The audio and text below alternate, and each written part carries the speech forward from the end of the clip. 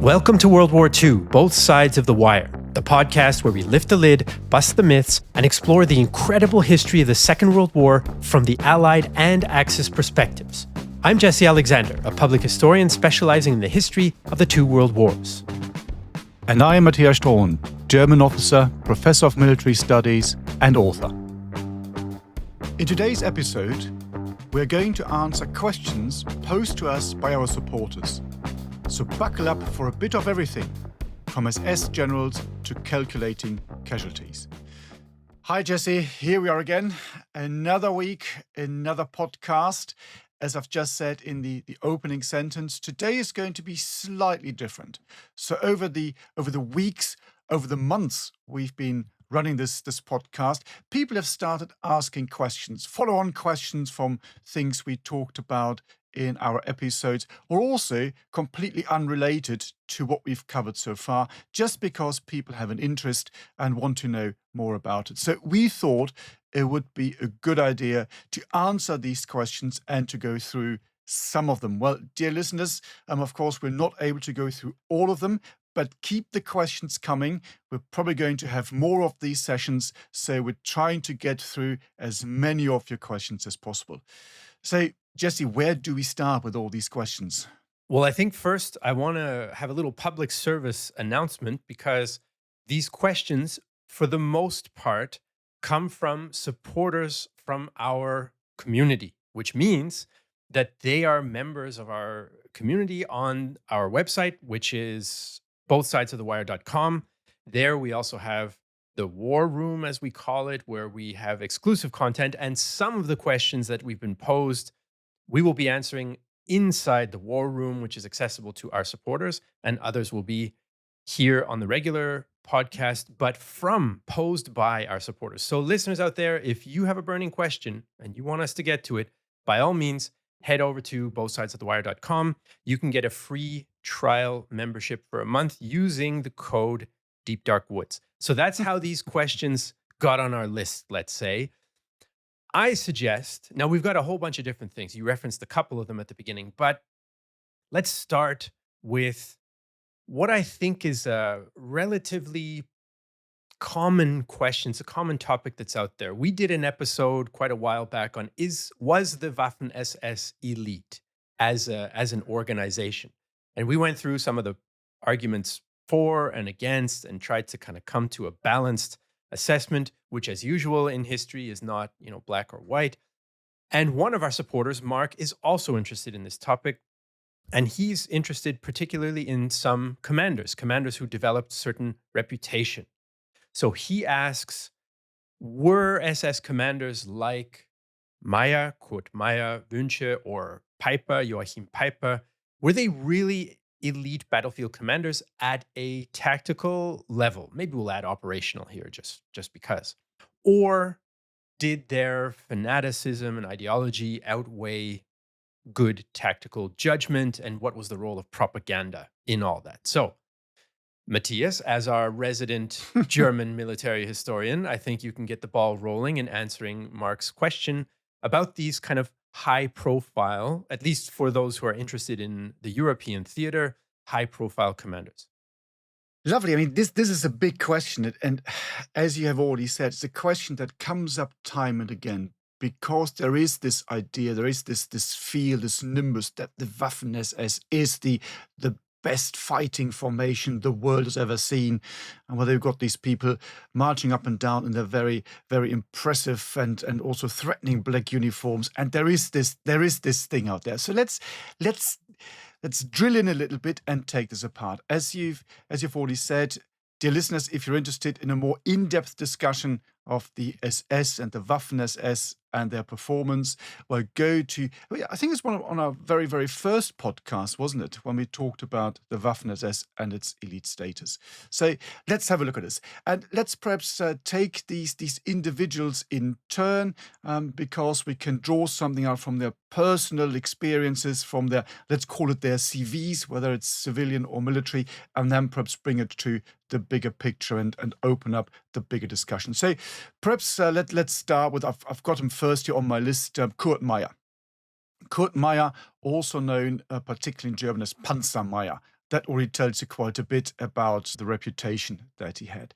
So before we look at his military, let's call it career, it's interesting to look at where he comes from in this background, because he fits in this category of a lot of these SS commanders within the Waffen-SS. So he's born in 1910, I think on the 23rd of December.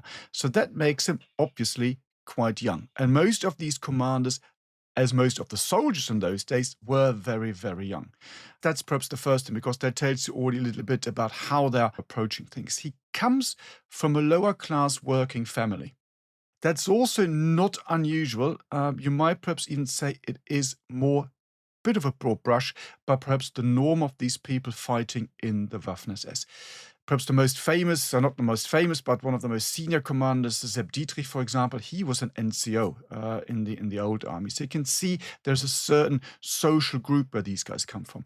Very different if you compare this to the General SS, which to a degree, again a bit of a broad brush, was very intellectual. You had a lot of people with university degrees. You had a lot of people with PhDs in there. The Waffen-SS is very, very different. So his father is a miner, fights in the First World War as an NCO, and so this is his background. So very, very humble, you might say. Meyer joins the SS in 1931, so again, very, very young. He's actually guest at the marriage of Goebbels' wedding in December 31, and in May, I think, 1944, he then transfers to the Leibstandarte Adolf Hitler, so the main formation of the Waffen-SS, or the Verfügungstruppe, as it would have been called in those days. And he then takes part in the World War right from the beginning. And perhaps to jump ahead a little bit, when you look at the decoration, the awards that he receives during the war, so there is practically everything that you can get, including the Iron Crosses and, of course, the Knight's Cross of the Iron Cross. Not only that, but he also gets it with oak leaves and swords. So here you have someone, you might say, wow, this is just from that particular perspective quite impressive. So he must have done something right. So when the war breaks out, he is there with the Leibstandarte, and he takes part in the invasion of Poland. He is, first of all, commander of an anti-tank company, and he then also fights in the Battle of France, where he's then also awarded the Iron Cross First Class. He then takes part in the invasion of Yugoslavia and Greece, with a very famous and interesting action at the Klissura Pass, and we might return to this because it tells you a little bit about how these guys fought, to then spend a lot of time fighting on the Eastern Front, for example, the Third Battle of Kharkov in 1943, where he's now battalion commander, and lots of other actions. I don't really want to go through all of them because that would take far too long and forever. And then he also fights in Normandy, and he also then takes part in the battle during the Falaise Pocket. And Meyer is then also on the 14th of June 1944, he is promoted to become divisional commander of the Hitler Youth Division, because the divisional commander, a chap called Fritz Witt, he is killed in the naval barrage that hits his command post. So he's made divisional commander with basically the rank of brigadier, you might say, because got S ranks, they're always slightly different. And so he's 33 years of age. So that's young, if you think about it. So again, you might think, oh, he must have done something really, really good and something absolutely right. Then the fighting continues, and to, again, cut a long story short, because otherwise we're going through him forever. We could actually make a whole podcast just on him. I mean, probably I've all been talking for quite a few minutes, actually. So he surrenders to Belgian resistance fighters, actually, in September 1944, and he's handed over to the Americans on the 7th of September. What then happens, also interesting, and we can take that apart because this is now the whole war trial bit, but maybe let's return to the military side of things. So I've just given you a very, very broad brush of his career, of his performance. You've heard about the decorations. How good, how efficient was he? He is one of these people who is seen as the embodiment of what you might call the Waffen-SS ethos. So absolutely ruthless, very, very efficient, very good at what he does. The moment you start scratching the surface a little, and this is now a general point which relates to most of these SS officers, what remains is the ruthless approach to warfare. This is the main thing that most of them have, and what really characterizes the way the SS fights. There are comments from the German army in 1940 when the Waffen-SS, in those days still called the Verfügungstruppe, the name Waffen-SS only comes in later, in France 1940 are actually criticized by the German army because they say what they're doing here is so ridiculously silly and stupid. So they are ruthless, they just go for it. And because most of their commanders are not trained properly, not a lot of them at that stage had been to something like a staff college or had some higher leadership experience. And the army says, well, they don't know how to do this, so basically just go for it. And that causes huge casualties amongst the Waffen-SS. One of them, why the Waffen-SS has such a high blood loss during the entire war. They are thrown at the deep end and the hot end all the time, but it's also the way they fight. And when you look at how particularly the SS promotes people, it is really on this ruthless approach. So just getting the mission done, complete disregard for, you might say, human life, probably on both sides, even more on the enemy's side, but also on your own side. So not really caring about wasting your own manpower as long as you get the job done. And now you can ask, is this the way it should be done? Probably not. I mentioned the episode in Greece at that little pass. There is a story where Maya is there. And the terrain is really not good for the attacking forces. So the Greek forces and the British forces are dug in on positions, and the Germans have to attack up a hill. And of course, you can imagine, well, these troops come under fire. The last thing you want to do is jump out and attack an enemy machine gun position head on while you're struggling uphill. So the attack slows down a little bit. What does Maya do? Well, he takes a hand grenade and he throws it behind him in his position, and he says, well, now get going, guys. You've got 7 seconds, otherwise you're dead anyway. So you can see, again, this ruthlessness in trying to achieve the objective, to drive the mission forward, not really caring too much about anything else. And I personally would say this is the main characteristic that you see running through most of these SS commands. There's some exceptions, but on the whole, I think that's probably a fair assessment, which is perhaps more important when you assess the performance of these guys than their military achievements, because they come at a very, very, very high price. I mean, Jesse, what do you think about this? Do you think that's a fair comment, or do you have a different view, or what do you think? Well, Maya in particular is significant for Canadians, right? Yes, Because he's absolutely. involved. There's the story I've mentioned. Absolutely. Exactly. So, I think that's a very reasonable assessment. We also have to factor in, which you mentioned off the top, with the impressive uniforms and this and that.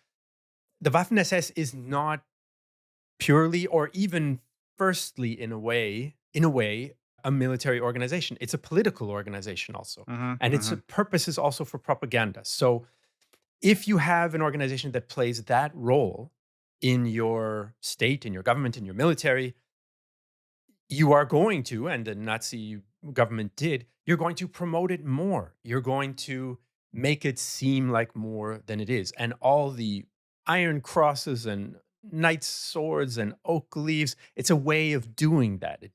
It's not necessarily reflective of the skill on the battlefield, despite the ruthless aspect that you clearly pointed out. So for me, when I think about this question, I would say, when I try to think of, okay, what is elite really? It's being able to achieve more in terms of accomplishing the goal on the battlefield than a similar commander or a similar unit would be able to do, and to do it more efficiently.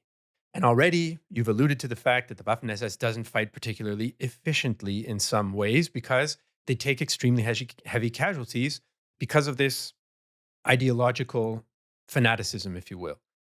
And the division that Maya ends up commanding, the 12th SS Hitler Youth Division in Normandy, they are considered one of the most through and through ideologized, ideologically motivated formations, of course, because most of the soldiers were young and raised in with Nazi propaganda from the get-go, from the beginning.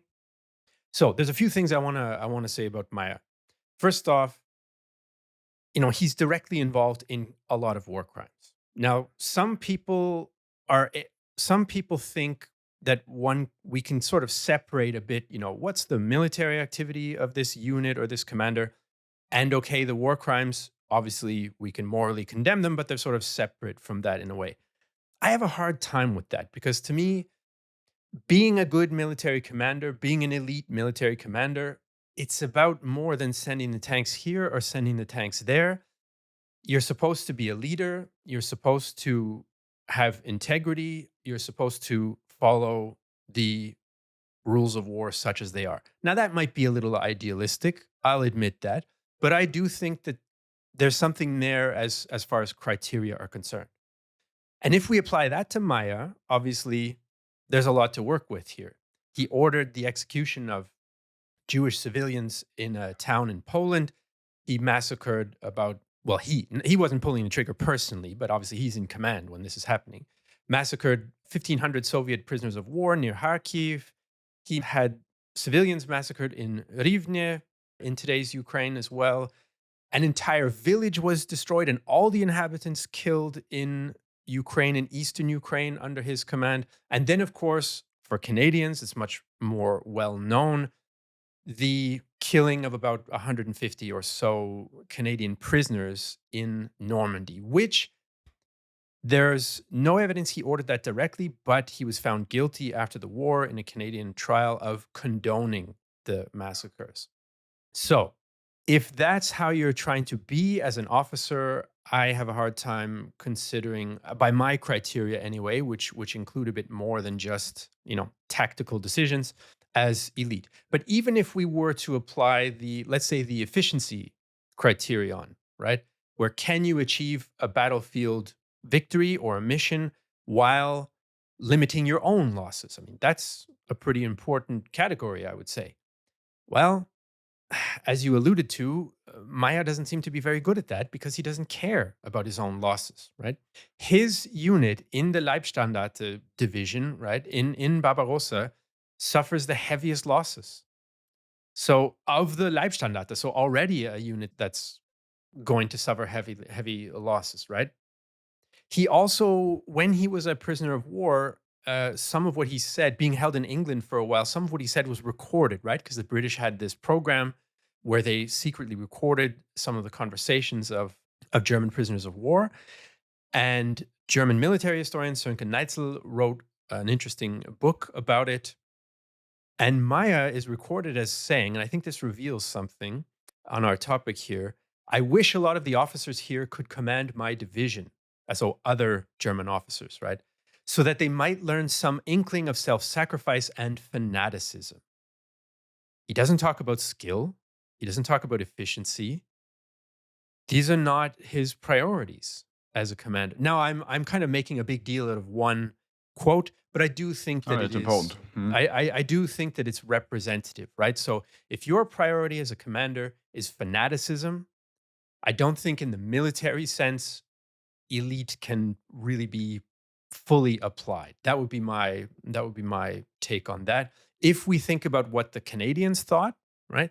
Canadian 3rd Infantry Division, full disclosure, my grandfather's division, fought against the 12th SS for several weeks in Normandy.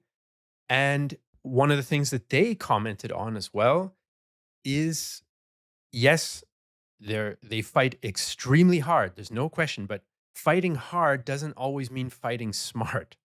So they comment on these tactics where they will make frontal assaults, they will attack the strongest part of the Canadian line, which comes at a cost, right? A Canadian brigadier, Foster was his name, of the 7th Brigade, not my grandfather's brigade. He says the enemy flung himself straight against the strongest points and utterly failed to exploit the undoubted weakness of his opponent's position. So, I mean, that's pretty clear that we don't have a certain degree of good tactical decision making there.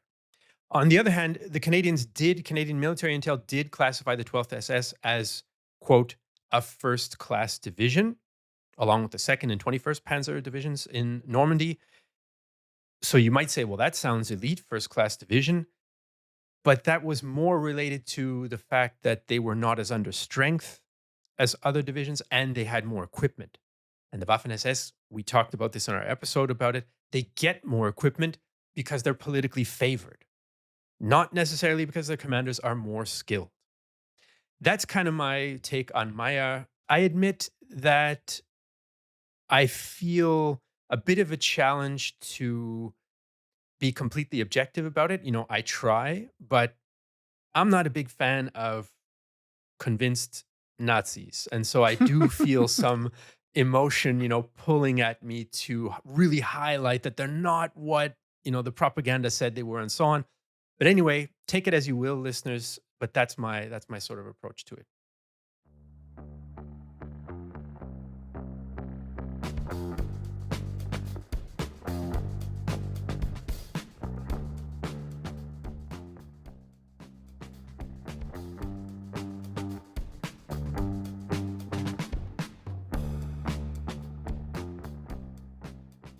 It's also interesting and fascinating to see what happens to Meyer after he's been captured. Then, because he's put on trial, he's then sentenced to death, but that is then overturned, and then he spends some years in prison. And that in itself is a fascinating history and fascinating story.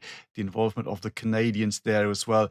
I mean, it's for another podcast. That in itself is absolutely fascinating. But maybe we shouldn't go into this one here, because I'm looking at the clock. We've already talked for 22 minutes, and we're still only halfway, not even halfway through the first question here. So it's so as always, we do get carried away, dear listeners. So maybe we move on from Maya. Make a mental note that we might have to do an in-depth podcast on war trials and all these things, because it is a fascinating story what happens to him afterwards.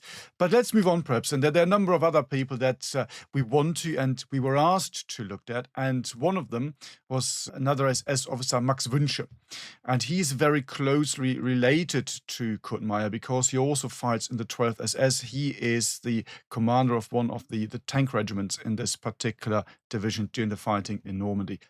And the listeners, remember what I said earlier about the background of Meyer and a lot of these Waffen-SS officers. This one also fits this particular bracket. So Wünsche is the son of a gardener. So again, it's a relatively humble background. Think about the situation you find yourself in Germany in the 20s, in the early 30s, economic crisis, all these things which drive a lot of these people into the arms of the Nazi party. So you can begin to understand why this is happening.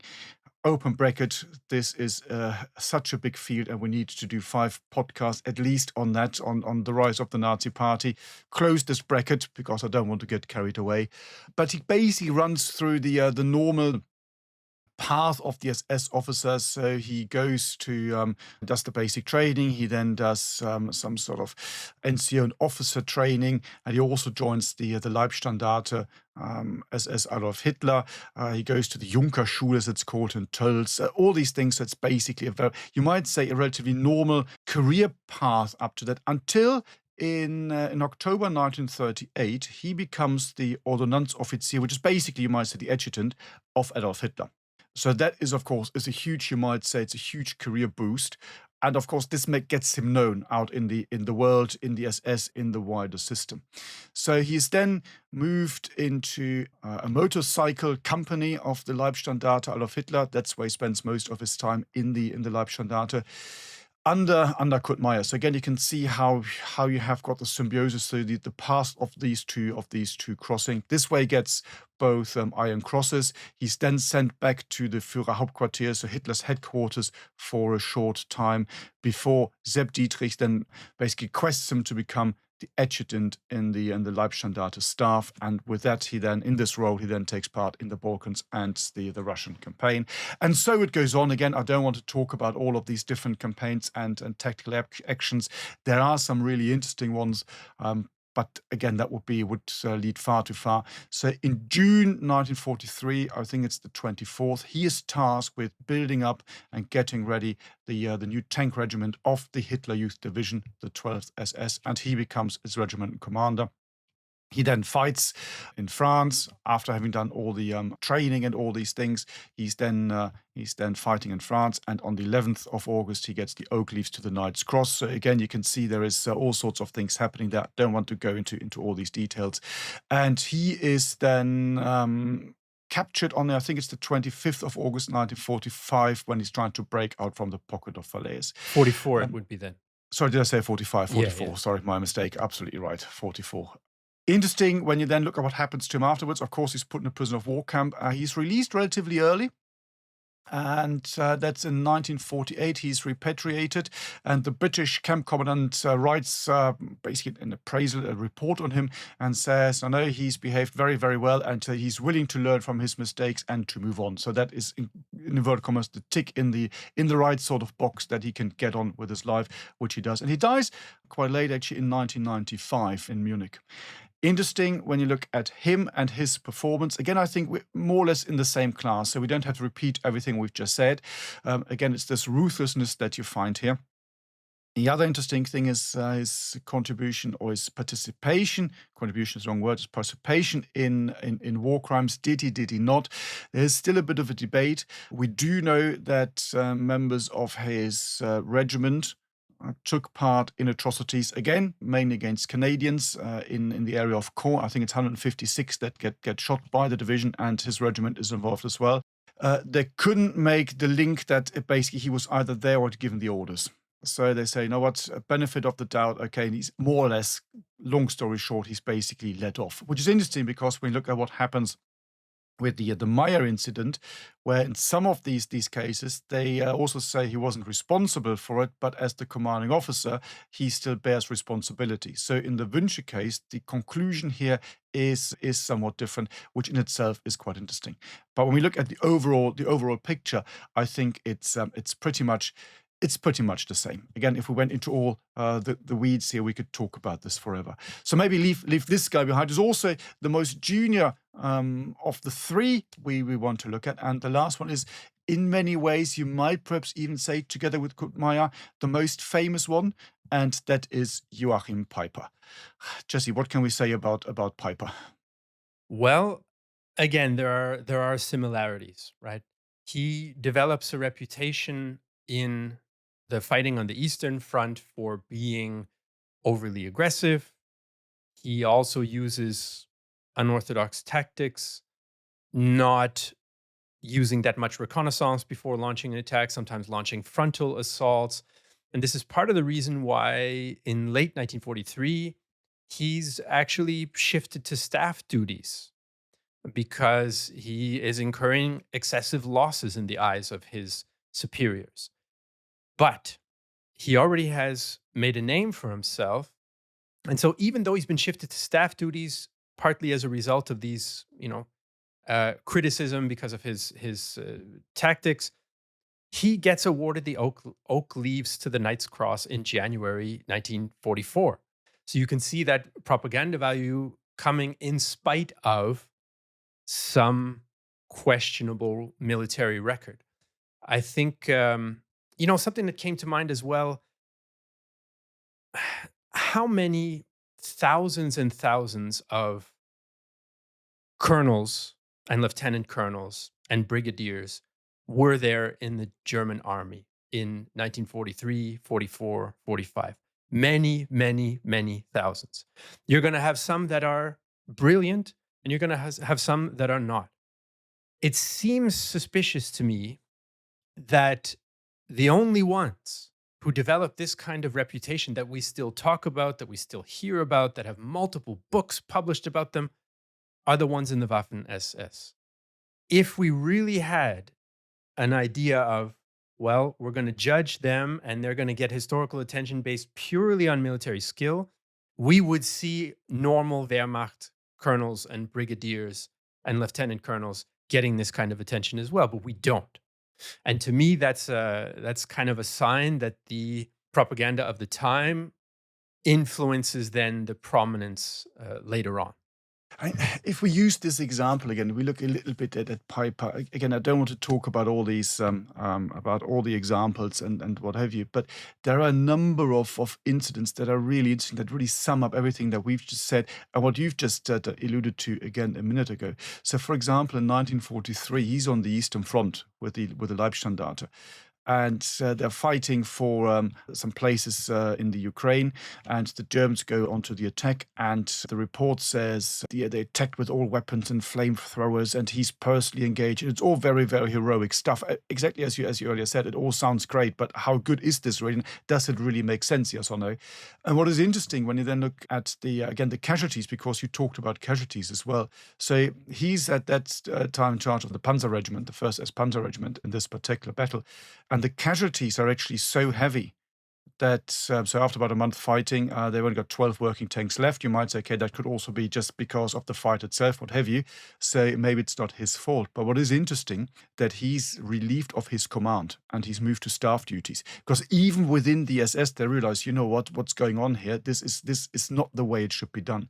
And when you look at the performance later, of course, the one he's most famous for, so the Battle of the Bulge, he doesn't achieve anything. It all looks very heroic. He's got interesting propaganda pictures, great big tanks rolling west. He looks very dashing, which perhaps even that in itself, I don't know, might help to build his reputation even after the war. He is a very good-looking bloke, isn't he? So he's No comment. No comment. But these things help, don't they? I mean, if you think about it, pictures about dashing, daring, black uniform, all these things, well, can create this aura around him. But when you look at the battlefield performance, it's actually not that great. And everyone realizes. And of course, he's most, I want to say famous, completely the wrong word, infamous, known for, of course, the atrocities and the war crimes that get committed under his name. And again, of course, officially, or first of all, he is condemned to death, and then this gets the sentence then get turned into lifelong imprisonment, and then he's released early. Kind of the usual story can see developing here. I mean, we don't want to go into detail here now, but it's all to do, of course, also with the change in politics and policy after the end of the Second World War and the development of the Cold War. So these things also play a role. I mean, that's a different podcast altogether. It might be another interesting one we should be looking at, what happened to all these generals after the war, but that's another story. Also, of course, included here are, for example, war crimes committed by the other side. I mean, when we talked about Kurt Meyer, one of the reasons why his sentence is overturned and turned into a lifelong prison, first of all, is because the Canadian brigadier who's doing this probably has some sort of regret because he ordered the entire flattening of a German town in 1945. So you can see, again, it gets very broad, very, very, very, very big. This, of course, does not mean that whatever Kurt Meyer or Pipe wanted was right and correct. So, of course, it doesn't say that at all. But you can see it is so super difficult and complex and complicating. And one thing that I find personally perhaps even more interesting, and I'm trying to understand why he did that, than all the wartime actions, what he does after the war. This is really interesting. So he's released from prison. And where do you go? So here's a convicted SS guy. You spend time in prison for committing atrocities, to put it very, very mildly, it's the wrong word, for misbehaving in places like France as well, and all these things. So you do this as you know what I mean. So where do you go when you're released from prison? Well, he decides to go to France. And he settles in France under a pseudonym, which is really bizarre. Of course, in the end, people find out who he is. He writes books. He translates books because his language skills are there. So really, really fascinating. And then in, I think it's 1976, on Bastille Day, so the 14th of July, he is then, cut a very long story short, he is then attacked and killed in his house by French communists. And there we are. And so he's dead. What a fascinating thing to do. So you fight this war, you commit all these atrocities and war crimes, and you decide to settle in France. One of my former colleagues, he's unfortunately dead now, he used to go there and visit him because he said he worked with him. So he was doing translations for him and working on a number of books. And he always told me he was the finest man I've ever met. He was the best chap ever. And I thought, not quite sure about that. But but there we go. There you go. Interesting. But maybe, dear listeners, this is perhaps enough on this particular one. As we said, lots of tangents again, and we can go down all sorts of interesting rabbit holes. And I can see Jesse's already raising his finger because there's another rabbit hole that we need to explore, it seems. Just one more rabbit hole, I swear. Just on the Piper question, to wrap it up, because you brought up a topic that also comes up frequently and was in one of the sub-questions, additional questions we had about this general topic, which is, war crimes or how they're treated on different sides, right? And there was this sub-question, follow-up question: had Piper been with the Allied forces and behaved similarly, would he have been considered a war hero? Now, let's assume that this question's been asked in good faith because sometimes, these questions are not, but I'm confident that this one was. My answer to this would be that I don't think there would have been really the possibility for a Joachim Peiper to exist in the Western Allied forces because there was no ideologically driven, supposed to be fanatical, supposed to enable and carry out genocide part of the Allied militaries. That doesn't exist. That's a fundamental difference. It's not like the Allied militaries didn't break the rules of war, that there weren't the execution of some prisoners and so on.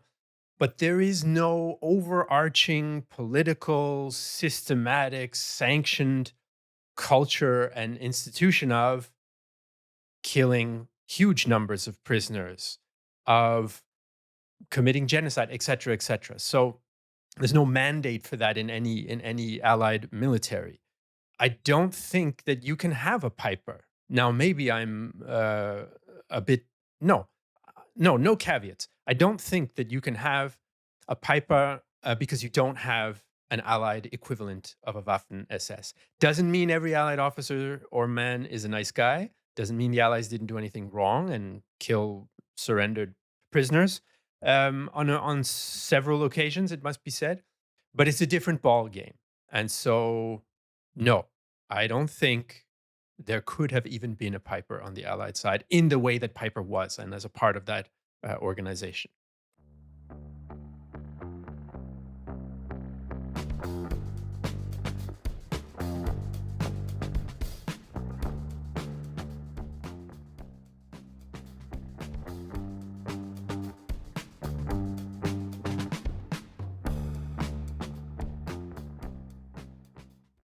After all this time, folks, we'll move on to question number 2, which was from a supporter of ours named Tom. And he asks a question about casualty numbers.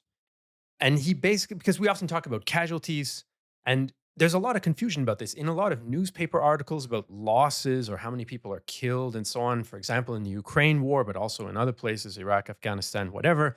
There's a lot of confusion surrounding the word casualties. What does it include? What's the ratio of different kinds of war losses? So he basically asks, I'm going to paraphrase Tom's question here. If when you talk about casualties, does it mean 50% are wounded and 50% are killed, or what does it all include? So generally in English, casualties usually means anybody who's not able to fight anymore.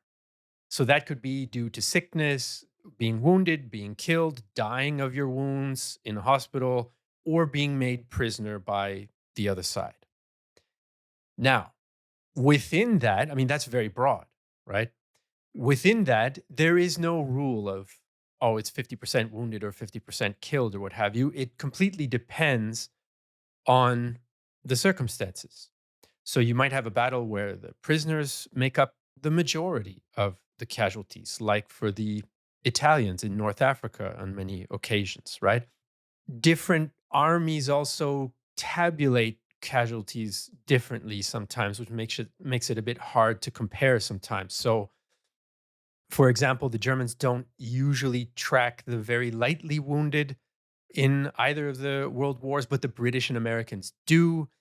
The Soviets have a way of categorizing losses called irrecoverable losses. So that could be someone who's wounded and lives, but they can't fight anymore. So they're counted the same as a dead as someone who's been killed, et cetera, et cetera. And then there's a distinction between killed in action versus died of wounds sometimes. So there's all sorts of things like that.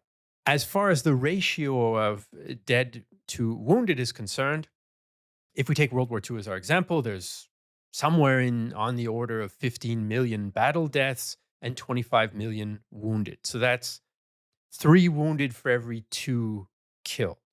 That's all belligerent armies put together. Now that is a wild number if we think about it today, because if you think about, say, Vietnam, for example, the US wounded to killed ratio is much better than that. It's like 4 to 1, et cetera, et cetera. In the Iraq Afghanistan wars, it's something like 9 wounded for every coalition soldier killed. So it depends a lot on the circumstances of battle, on the medical services available. NATO has this so called golden hour where they want any wounded man to be in treatment within 1 hour at a suitable medical facility. This is absolutely not possible for most of World War II, especially on the Eastern Front. So you have a lot more people dying of wounds, et cetera, et cetera. So that was a very little foray into the idea of casualties and proportions. As usual in history, it depends. Yeah. It always does, doesn't it? Our favorite term and phrase, it all depends. And there is not a lot of black and white, but there's a lot of gray. I mean, you've summed it all up. I don't need to say much here. It is difficult. And dear listener, if you're interested in looking at casualties from different sides that occurred during a particular battle, for example, as Jesse, as you've just said, you really need to start to look very, very closely at these things. And this is also why we normally get a bandwidth, so from left to right of casualties, because it's really difficult to say what these casualties are. When you think it should be very, very straightforward, but it is not, and that can make things a little bit difficult. But I think that's all I need to add to this. Yeah, it's all a nasty business, and a lot of people get hurt, and a lot of people get wounded, and a lot of people die. That's it. And as you say, every country is different. Even in World War II, it depends on the medical system. All these things, the ferocity of the fighting. Every country is different. Every personal experience is different. Every front line is different. So if you get wounded in the heat of battle, your chance of survival are probably lower than if you get hit in a more perhaps quiet sector of the front line where you've got the medical facilities, you can be taken out. So all these things do play a role and make it very difficult to get the very, very clear answer on this. But I'm quite proud of myself now, because that was the perfect link, I have to say, to the next question that we had. And that was from Simon. And he asked, what happened on the front lines in areas where major conflict wasn't happening? For example, in 1942, away from Leningrad and the Caucasus. Did those areas see static trench-like warfare? Say, I've already said it. It's very difficult to generalize here. You need to look at every front, every theater of war, every formation, every unit. It even boils down to individual experiences and stories, you might say. You might find yourself being stationed in France for 4 years, where you have a reasonably good life. You might find yourself somewhere, for example, say on the Eastern Front, where even when you're not fighting, for example, the Leningrad area, as Simon mentioned here, but you're sitting there in the middle of winter, you're still going through a lot of hardship. So it really depends. And it's very difficult to say, this is what happened, this is what didn't happen.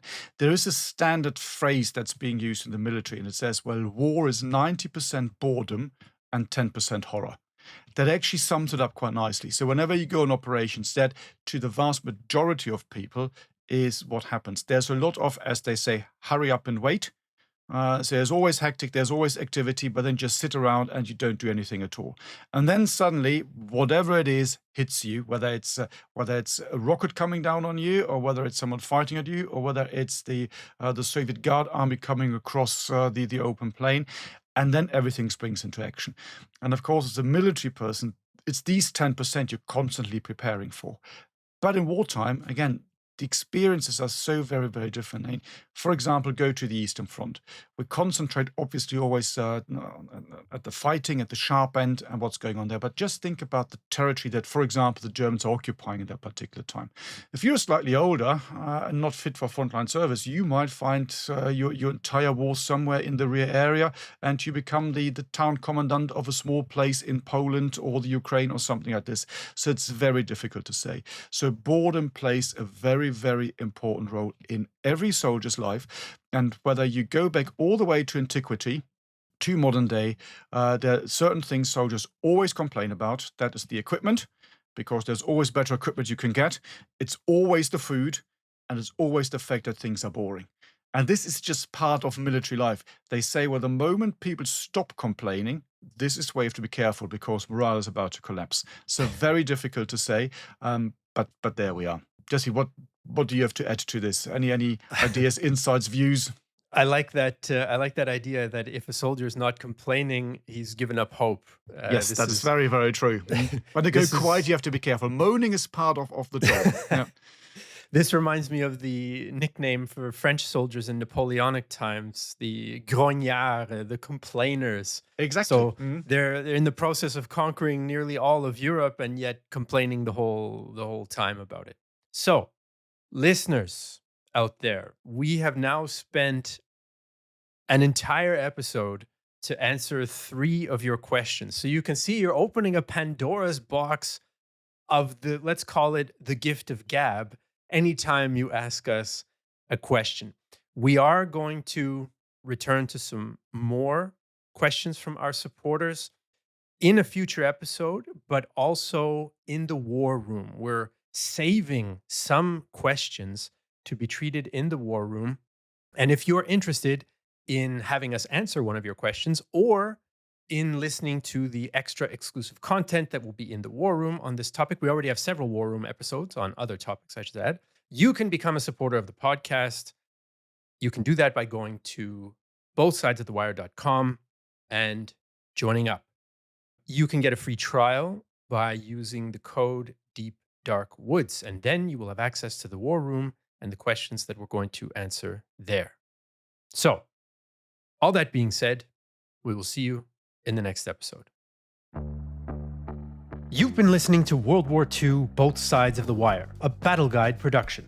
To support the creation of future episodes, consider joining our dedicated supporter community, where you can enjoy exclusive benefits and connect with like-minded individuals. For more information, please see the show notes, and if you appreciated this episode, please leave a review on your chosen podcast platform. Thank you for listening. And here we are again. Oh, we will not have enough material for 2 episodes. 3 questions per episode. We're going to be here for months. But there we are. It's good fun, though.